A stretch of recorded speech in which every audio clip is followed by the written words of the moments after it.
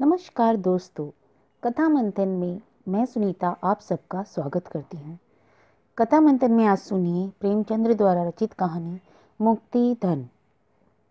भारतवर्ष में जितने व्यवसाय हैं उन सब में लेन देन का व्यवसाय सबसे ज़्यादा लाभदायक है। आमतौर पर सूद की दर तो 25 रुपये सैकड़ा सालाना है। प्रचुर स्थावर या जंगम संपत्ति पर 12 रुपये सैकड़े सालाना सूद लिया जाता है। इससे कम ब्याज पर रुपया मिलना प्रायः असंभव है। बहुत कम ऐसे व्यवसाय हैं जिनमें 15 रुपये सैकड़े से अधिक लाभ हो, और वह भी बिना किसी झंझट के। उस पर नजराने की रकम अलग, लिखाई दलाली अलग, अदालत का खर्चा अलग। ये सब रकमें भी किसी न किसी तरह महाजन की ही जेब में जाती हैं। यही कारण है यहाँ लेन देन का धंधा इतना तरक्की पर है। वकील, डॉक्टर, सरकारी कर्मचारी, जमींदार, कोई भी जिसके पास कुछ फालतू धन हो यह व्यवसाय कर सकता है। अपनी पूंजी का सदुपयोग का यह सर्वोत्तम साधन है। लाला दाऊद दयाल भी इसी श्रेणी के महाजन थे। वह कचहरी में मुख्तारगिरी करते थे और जो कुछ बचत होती थी उसे 25 से 30 रुपये सैकड़ा वार्षिक ब्याज पर उठा देते थे। उनका व्यवहार अधिकतर निम्न श्रेणी के मनुष्य से ही रहता था। उच्च वर्ण वालों से तो चौकन्ने रहते थे, उन्हें अपने यहाँ फटकने तक न देते। उनका कहना था कि ब्राह्मण, क्षत्रिय या कायस्थ को रुपए देने से कहीं अच्छा है कि रुपया कुएं में डाल दें, क्योंकि जब रुपए लेते समय तो उनके पास अतुल संपत्ति होती है, लेकिन रुपए हाथ में आते ही सारी संपत्ति छूमंतर, उस पर पत्नी, पुत्र या भाई का अधिकार हो जाता है, अथवा प्रकट होता है कि संपत्ति का तो कोई अस्तित्व ही ना था। इनकी कानूनी व्यवस्थाओं के सामने बड़े बड़े नीति शास्त्र के विद्वान भी मुंह खा जाते हैं। लाला दाऊद दयाल एक दिन कचहरी से घर आ रहे थे। रास्ते में उन्होंने एक विचित्र घटना देखी। एक मुसलमान खड़ा अपनी गऊ बेच रहा था और कई आदमी उसे घेरे खड़े थे। कोई उसके हाथ में रुपए रखे देता था, कोई उसके हाथ से गऊ का पगहिया छीनने की चेष्टा करता, किंतु वह गरीब मुसलमान एक बार उन ग्राहकों के मुंह की ओर देखता था और कुछ सोचकर पगहिया को और भी मजबूत पकड़ लेता था। गऊ मोहिनी रूप थी, छोटी सी गर्दन, भारी पुट्ठे और दूध से भरे हुए थन थे। पास ही एक सुंदर बलिष्ठ बछड़ा गऊ की गर्दन से लगा हुआ खड़ा था। मुसलमान बहुत शुभ और दुखी मालूम होता था। वह करुण नेत्रों से गऊ की ओर देखता और दिल महसूस कर रह जाता। दाऊद दयाल गऊ को देखकर रीझ गए। पूछा, क्यों जी, गऊ बेचते हो? क्या नाम है तुम्हारा? मुसलमान ने दाऊद दयाल को देखा तो बहुत ही प्रसन्न मुख से उसके समीप जाकर बोला, हाँ हुजूर, बेचता हूँ। कहाँ से लाए हो? तुम्हारा नाम क्या है? नाम तो है जी रहमान, पचौली में रहता हूँ। दूध देती है? हाँ हुजूर, एक बेला में 3 से धो लीजिए। अभी दूसरा ही तो बेत है। इतनी सीधी कि बच्चा भी धो ले। बच्चे पैर के पास खेलते रहते हैं, पर क्या मजाल कि सिर भी हिलावे। कोई तुम्हें यहाँ पहचानता है? मुख्तार साहब को शुभा हुआ कहीं चोरी का माल ना हो। नहीं हुजूर, गरीब आदमी हूँ, मेरी किसी से जान पहचान नहीं। तो क्या दाम मांगते हो? रहमान ने 50 रुपये बतलाए। मुख्तार साहब को 30 रुपये में माल जचा। कुछ देर तक दोनों ओर से मोलभाव होता रहा। एक को रुपयों की गरज थी, दूसरे को गऊ की चाह। सौदा पटने में कठिनाई ना हुई और 35 रुपये का सौदा तय हो गया। रहमान ने सौदा तो चुका लिया, पर अब भी वह मोह के बंधन में पड़ा हुआ था। कुछ देर तक सोच में डूबा खड़ा रहा, फिर गऊ के लिए मंद गति से दाऊद दयाल के पीछे पीछे चला।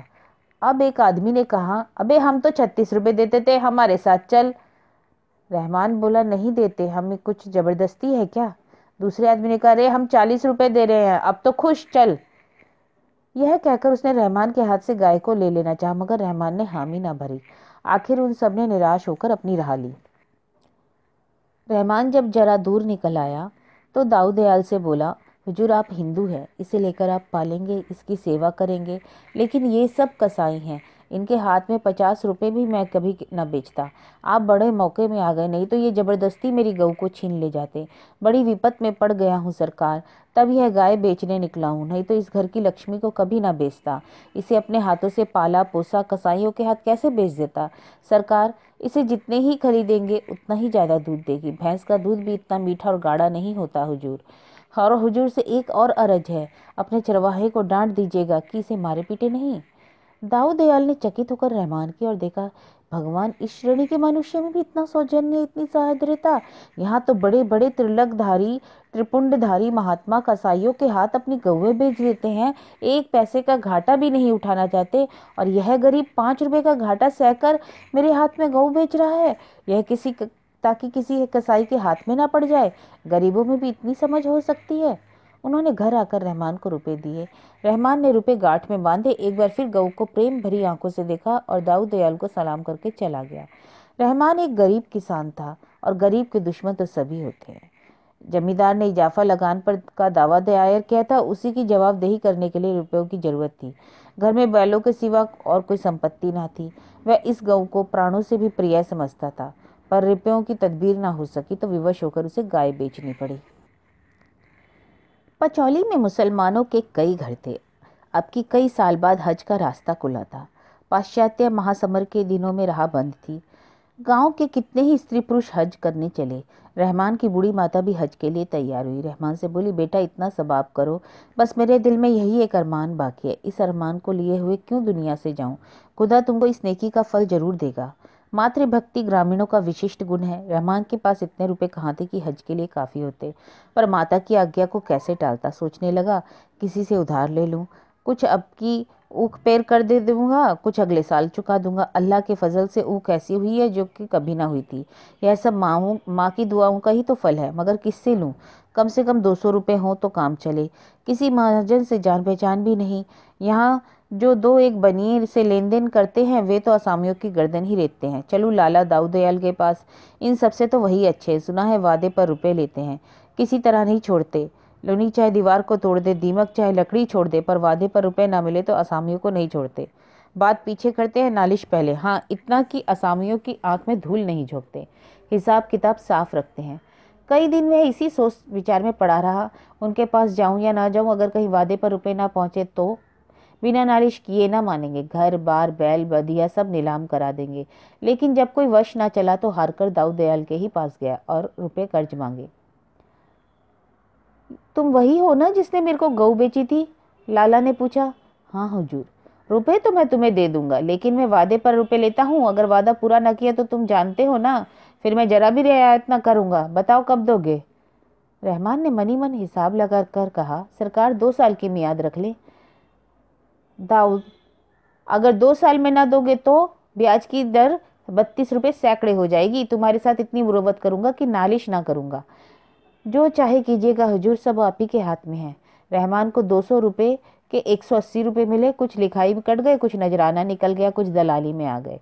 घर आया, थोड़ा सा गुड़ रखा हुआ था उसे बेचा और स्त्री को समझा बुझाकर माता के साथ हज को चला।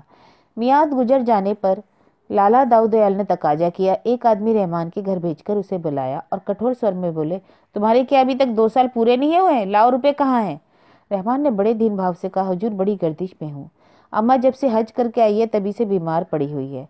रात दिन उन्हीं की दवा दारू में दौड़ते गुजरता है। जब तक यह हुजूर कुछ सेवा कर लूं, पेट का धंधा तो जिंदगी पर लगा रहेगा। अब की कुछ फासिल नहीं हुई हुजूर। ऊख पानी बिना सूख गई, सन खेत में पड़े पड़े सूख गया। ढोने की मोहलत ना मिली। रबी के लिए खेत जोत ना सका, परती पड़े हुए है। अल्लाह ही जानता है किस मुसीबत से दिन कट रहे हैं।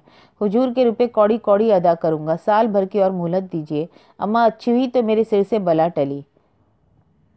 दाऊद दयाल ने कहा, 32 रुपए सैकड़े ब्याज हो जाएगा। जैसी हुजूर की मर्जी। रहमान वादा करके घर आया तो देखा माँ का अंतिम समय आ पहुंचा। प्राण पीड़ा हो रही है। दर्शन बदे थे सो हो गए। माँ ने बेटे को एक बार वात्सल्य की दृष्टि से देखा, आशीर्वाद दिया और परलोक सिधारी। रहमान अब तक गर्दन तक पानी में था, अब पानी सिर पर आ गया। इस वक्त पड़ोसियों से कुछ उधार लेकर दफन कफन का प्रबंध किया, किंतु मृत आत्मा की शांति और पारितोष के लिए जकात और फतीहे की जरूरत थी। कब्र बनवानी जरूरी थी। बिरादरी का खाना, गरीबों की खैरात, कुरान की तिलावत और ऐसे कितने ही संस्कार करने परमावश्यक थे। मातृ सेवा का इसके सिवा अब और कौन सा अवसर हाथ आ सकता था? माता के प्रति समस्त सांसारिक और धार्मिक कर्तव्यों का अंत हो रहा था। फिर तो माता की स्मृति मात्र रह जाएगी। संकट के समय फरियाद सुनाने के लिए मुझे खुदा ने सामर्थ्य दी होती तो इस वक्त क्या कुछ ना करता, लेकिन अब क्या अपने पड़ोसियों से भी गया गुजरा हूँ? उसने सोचना शुरू किया, रुपए लाऊं कहाँ से? अब तो लाला दाऊद दयाल भी न देंगे। एक बार उनके पास जाकर देखूं तो सही, कौन जाने मेरी विपत्ति हाल सुनकर उन्हें दया आ जाए। बड़े आदमी हैं, कृपा दृष्टि हो गई तो 100-200 उनके लिए कौन सी बड़ी बात है। इस भांति मन में सोच विचार करता हुआ लाला के पास चला। रास्ते में एक कदम मुश्किल से उठाता। कौन मुंह लेकर जाऊं? अभी 3 दिन हुए हैं। साल भर में पिछले रुपए अदा करने का वादा करके आया हूँ। अब 200 रुपये और मांगूंगा तो वे क्या कहेंगे? मैं ही उनकी जगह पर होता तो कभी ना देता।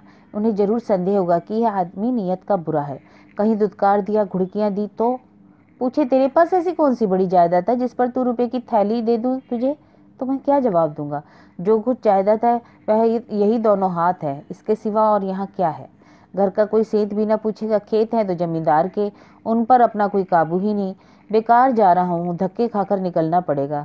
रही सही आबरू भी मिट्टी में मिल जाएगी। परंतु इस निराशाजनक शंकाओं के होने के बावजूद भी वह धीरे धीरे आगे बढ़ा चला जाता था, जैसे कोई अनाथ विधवा थाने फरियाद करने जा रही हो।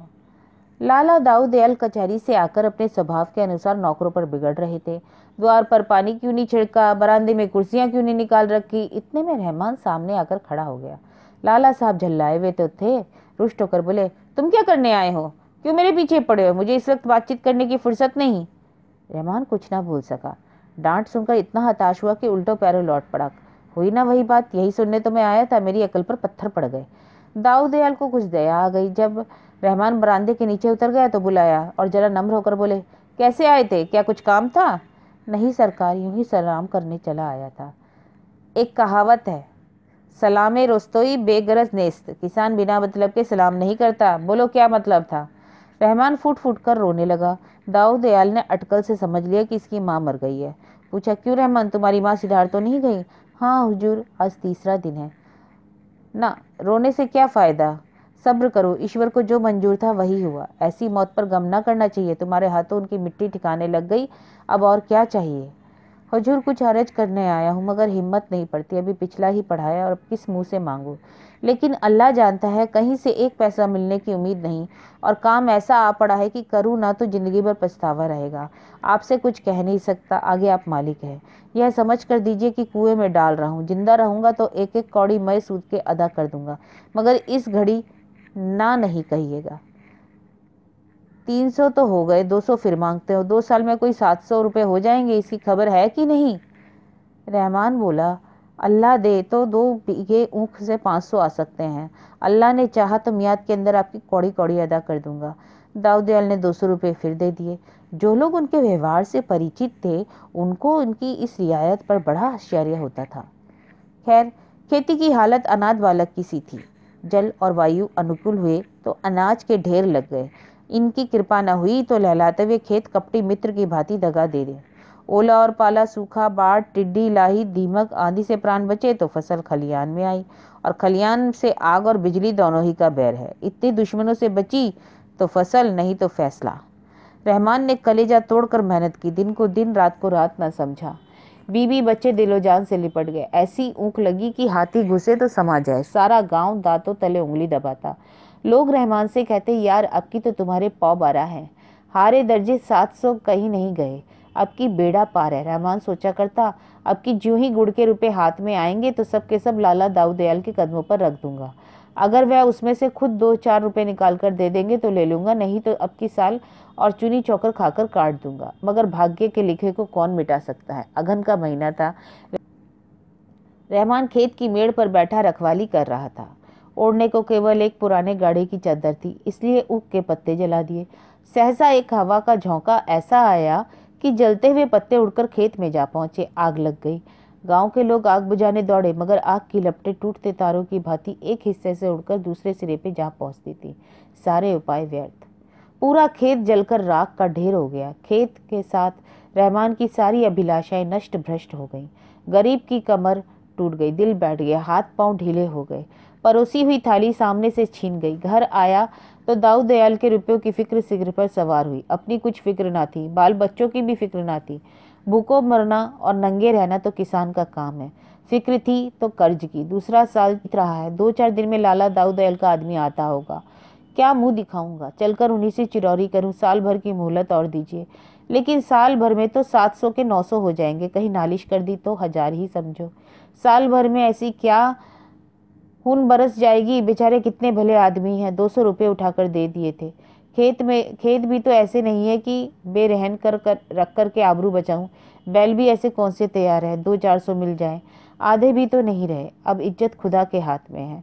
मैं तो अपनी सी करके देख चुका। सुबह का वक्त था। वह अपने खेत की मेड़ पर खड़ा अपनी तबाही का दृश्य देख रहा था।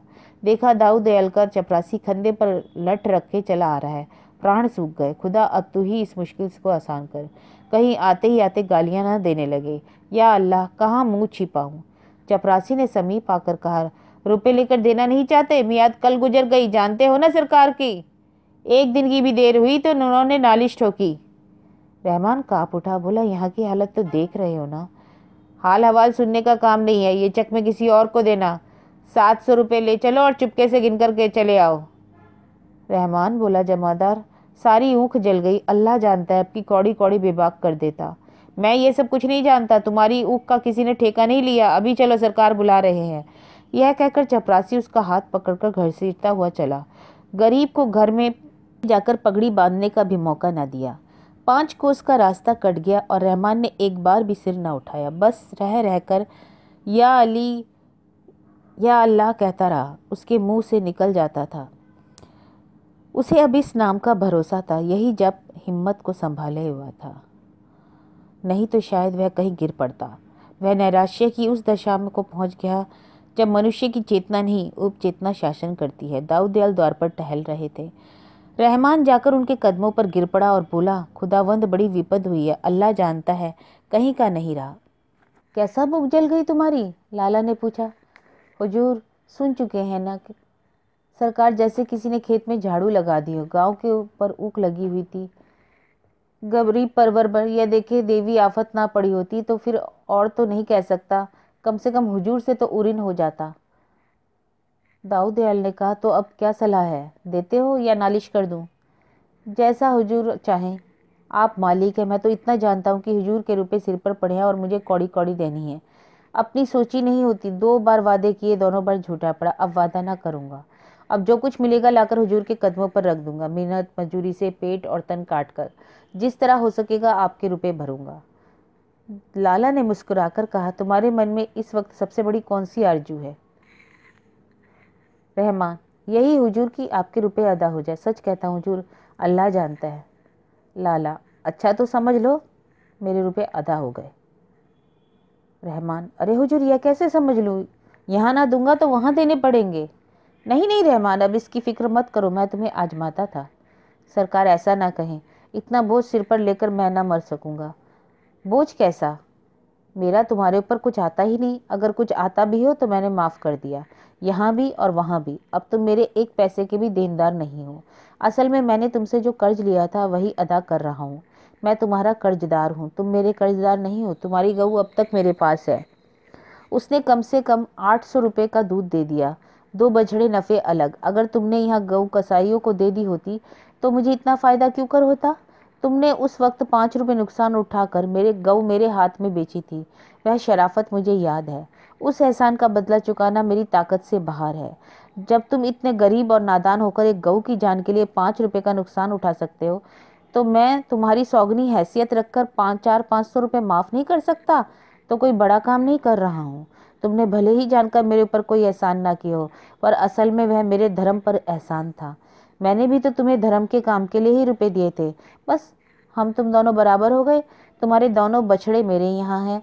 जी चाहे लेते जाओ, तुम्हारी खेती में काम आएंगे। तुम सच्चे और शरीफ आदमी हो। मैं तुम्हारी मदद करने के लिए हमेशा तैयार रहूँगा। इस वक्त भी तुम्हें रुपए की ज़रूरत हो, जितने चाहो ले सकते हो। रहमान को ऐसा मालूम हुआ कि उसके सामने कोई फरिश्ता बैठा है। मनुष्य उदार हो, फरिश्ता हो, नीच हो, शैतान, ये दोनों मानवीय प्रवृत्तियां ही के नाम हैं। रहमान के मुंह से धन्यवाद के शब्द ना निकल सके। बड़ी मुश्किल से आंसुओं को रोककर बोला, हुजूर, इस नेकी का बदला खुदा देगा। मैं तो आज से अपने आप को आपका गुलाम ही समझूंगा। नहीं नहीं, लाला बोले, तुम मेरे दोस्त हो। नहीं हुजूर, गुलाम। गुलाम वह के छुटकारा पाने के लिए जो रुपए देता है उसे मुक्ति धन कहते हैं। तुम बहुत पहले अपना मुक्ति धन अदा कर चुके। अब भूलकर भी यह शब्द मुंह से ना निकालना। दाऊद दयाल ने बड़े प्रेम से रहमान को कहा। तो यह थी प्रेमचंद्र द्वारा रचित कहानी मुक्ति धन। धन्यवाद।